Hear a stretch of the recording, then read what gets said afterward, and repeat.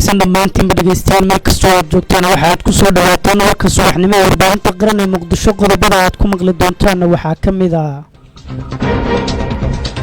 faahfaahinno dheeraada oo ka soo baxaya dagaal dhex maray ciidamada ADMIS iyo al-shabaab oo ka dhacay gobolka Shabeellaha Hoose. wararkii ugu dambeeyay shirka golaha wadatashiga qaran oo maanta ka furmaya magaalada caasimadda ee Muqdisho. dowladda Soomaaliya oo sheegtay in la burburiyo xarumaha al-shabaab ay kaga sugnaayeen deegaano ka tirsan gobolka Shabeellaha Hoose. duqa magaalada Muqdisho amray in sidii al-shabaab loola dagaalamo ciyaal weerarada dhibta ku haysta shacabka magaalada Muqdisho. ciidamada ammaanka ee maamulka Galmudug oo xiro odayaal heshiis deegaano ka tirsan maamulkaasi kula galay al-shabaab. dibaddana waxaad ku maqli doontaan khasaaraha ka dhashay qabow daran oo ka jira Mareykanka oo kordhaya. radio qaran kala soco warar sugan oo xaqiiqo ah ama booqo qaranmedia.com.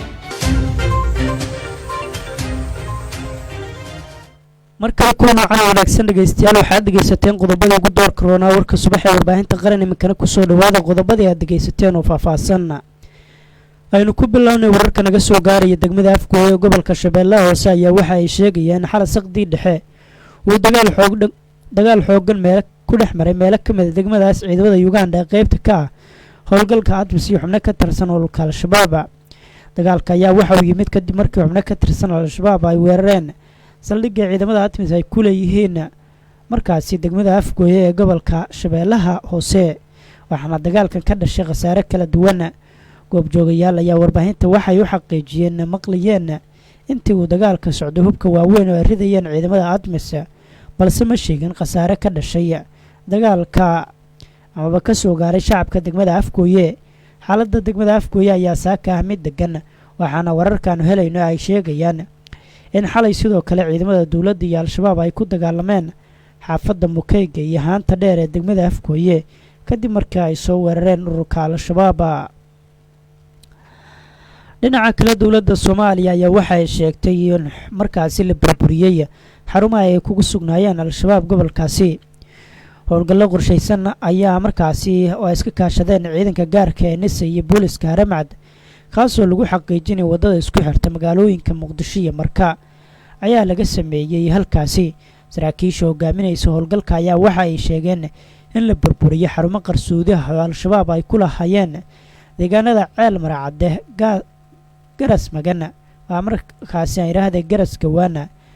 galka Salimo iyo deegaano hoos taga number 60 kuwaasi oo ahaa markaasi maxkamadda iyo xarumo ay dadka lacag uga qaadi jireen marka ay uga yeertaan halkaasi. sidoo kale waxa ay sheegeen intii howlgalku socday ciidamadu ay xireen wadooyinka al-shabaab ay u isticmaali jireen gudbinta gawaarida waxyaabaha qarxa ay ku xiraan si ay markaasi ugu dhibaateeyaan shacabka Soomaaliyeed. ciidanka gaarka ee NISA iyo booliska Haramcad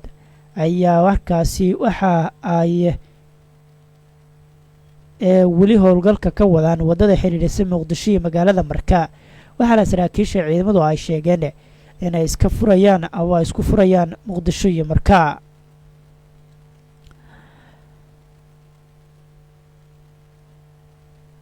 duqa magaalada caasimadda ah ee Muqdishona waxa uu amray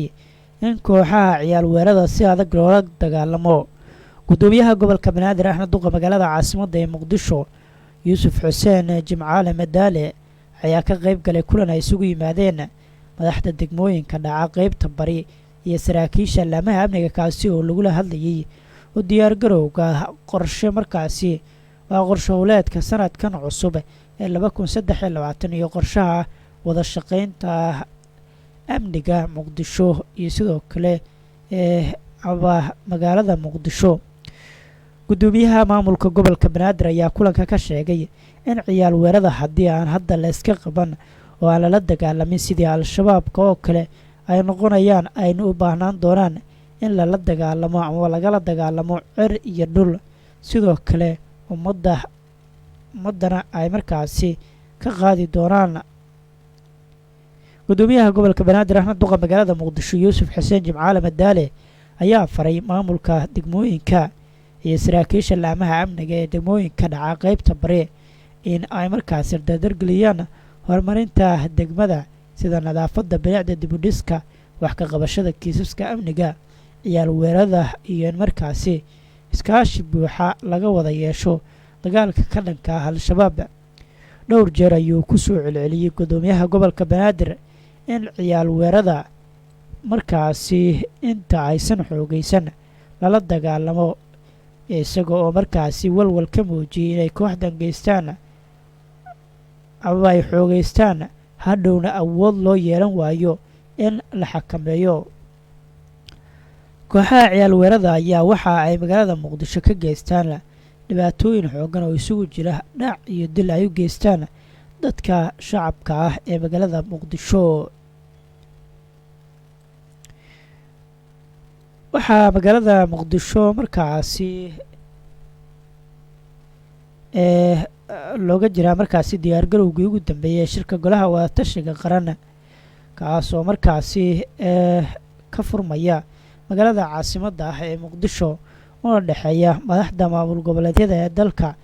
iyo sidoo kale madaxweynaha jamhuuriyadda federaalk soomaaliya iyo gudoomiyaha gobolka banaadir kaasoo la filayo in maantaba uu ka furmo magaalada muqdisho shalay ayay ballantuheed inuu shirka furmo balse uu baaqday sabab la xiriira qaar ka mid ah madaxda dowlad goboleedyada oo maqnaa balse waxaa hadda muqdisho ku sugan madaxweynayaasha maamulada galmudug hirshabeelle koonfur galbeed iyo jubbaland waxaana la filayaa in madaxweynaha puntland uu soo gaaro magaalada muqdisho shirka golaha wadatashiga ayaa waxaa looga hadli doonaa arrimo ay ka mid yihiin amniga sida howlgallada ka dhanka al-shabaab ee ka socda dalka iyo sidii loo dardargelin lahaa qaybsiga kheyraadka dalka maalmo uu shirku socday ayaa madaxda ay markaasi ka doodi doonaan arrimaha amniga iyo markaasi shaqadii ka dhacday waa shaqaaqadii ka dhacday magaalada baydhabo ee gobolka baay qaybsiga kheyraadka iyo abaaraha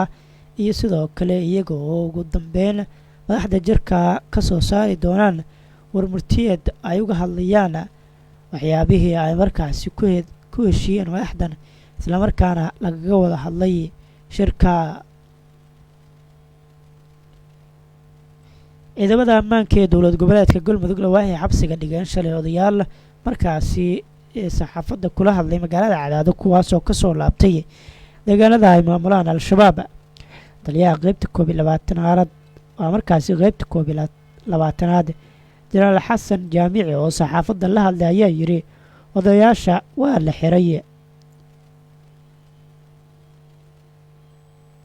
waa markaasi waxa uu sheegay in odayaasha la xiray waxaana loo gudbiyey magaalada dhuusamareeb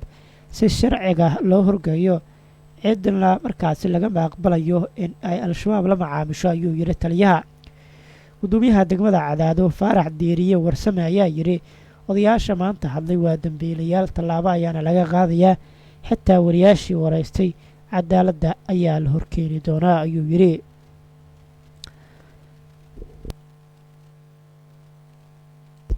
halkaad warkaasi kala socotaana dhegeystayaal warbaahinta qaran ee magaalada muqdisho qodobadii gudaha ayaa dhegeysateen khabaraadka dibadda qodobka ugu door karoon haddii aynu eegno qabow daran oo baraf wataa oo qabsaday inta badan maraykanka ayaa sababay koronto la-aan ku dhacday in ka badan 700,000 oo guri sidoo kale ugu yaraan 16 ayaa markaasi ku dhimatay shilalka baabuurta ee la xiriira cimilada kumanaan kale waa ay markaasi go'doomiyeen sababo la xiriira baajinta duulimaadka diyaaradaha madaxda maraykanka ayaa soo saaray digniino ay markaasi u dirayaan shacabka taas oo ah in ay socodka badan yareeyaan si aysan waxyeello uga soo gaarin warkii subaxnimo aad kala socoteen warbaahinta qaran ee magaalada muqdisho dhegeystayaal waaniga intaa tan intaan ku kulmi doono warka keesi xiga sidaas iyo nabadgelyo radio qaran kala soco warar sugan oo xaqiiqo ah ama booqo qaranmedia.com